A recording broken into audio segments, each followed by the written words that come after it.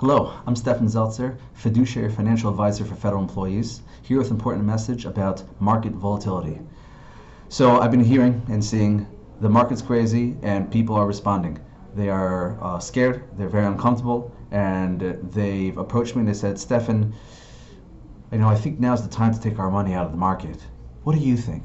I've had people forward me videos or articles by their financial advisor or their financial guru that says, all the stars are aligning. Now's the time to take your money out of the market. The issue I have with all this is that it is playing into the age-old fallacy that you could time the market. If you could time the market, don't you think you would have done that by now? If your financial advisor could have timed the market, don't you think he would have done that for you by now? Don't you think he would have helped you made all that money and avoid all those pitfalls? Don't you think he would have done that by now? The fact of the matter is, nobody has proven themselves to successfully time the market. You can't time the market. I can't time the market. Your financial guru can't time the market. And so instead of playing into the age-old fallacy that we have the ability to time the market, I think that we have to approach it from another angle. Instead of developing the skill of timing the market, what we need to develop is the skill of time in the market. And that's an easier skill to develop. Let me explain how to do it.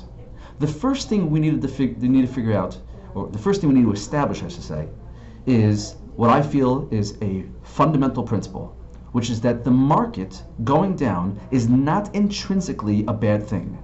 It's only bad if you needed that specific money right then when the market was down.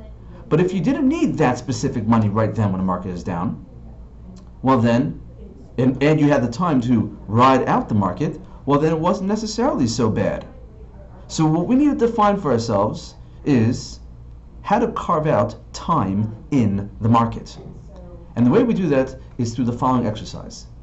If you were working with me, I'd have the following conversation with you. The first thing we need to figure out is what your expenses are.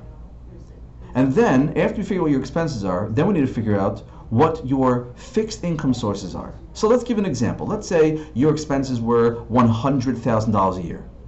And your income sources are, well, you have a federal pension, you also have Social Security, your spouse is probably going to have Social Security as well. Let's just say, all told, your fixed income was $80,000 a year. That means you have a shortfall of $20,000 a year. Okay, so let's then see $20,000, what percentage of your portfolio does that represent? So if we looked at all your assets, let's just give hypothetically that you had your assets, your spouse's assets, you pull it all together, and your investable assets are looking like $1 million. And you need to generate $20,000 a year for your shortfall. So if you have a portfolio of $1 million and you need $20,000 a year, what percentage is $20,000 of $1 million? And the answer is 2%. That means you are relying on your portfolio to the tune of 2% per year. So here's what we could do. If we just take 2% of your portfolio, which is $20,000, and we take it out of the market and put that into a conservative bucket, we'll call it the G fund or cash or whatever conservative instrument you want to use. Now that we took $20,000 and put that into the conservative bucket, how much time is in that conservative bucket? 1 year. That means if there's market volatility, you know you at least have 1 year's worth of time in that bucket. You see where I'm going with this. If a person said, you know what, I don't think 1 year is sufficient time, but I want to carve out 10 years of time. And remember, each year you're living off 2% of your portfolio. So what you could do is you could take 2% times 10 years, that's 20% of your portfolio, and put that into a conservative bucket.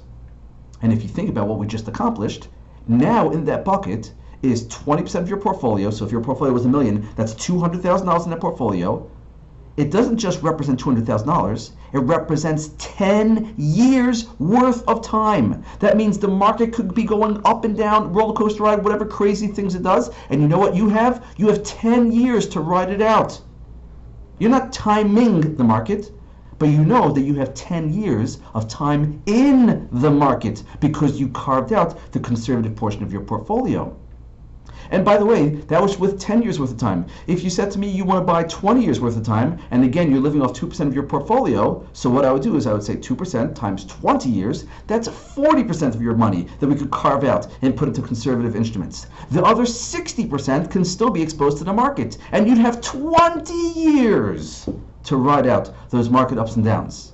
I want you to put it in this perspective. Right now, we're in 2018, okay? 10 years ago was 2008. Do you know what all the financial gurus were saying then? They were saying, oh, now's the time, the stars are aligned, it's looking really bad, time to take the money out of the market. Think about it. Had you kept money in the market for that 10-year period of time, from 2008 to 2018, how would those 10 years have served you? Pretty well. But some people, their financial gurus or they themselves said, I think now's the time, and they took all their money out of the market. I know some people still have all their money out of the market, or others just have a vast majority of the money still out of the market.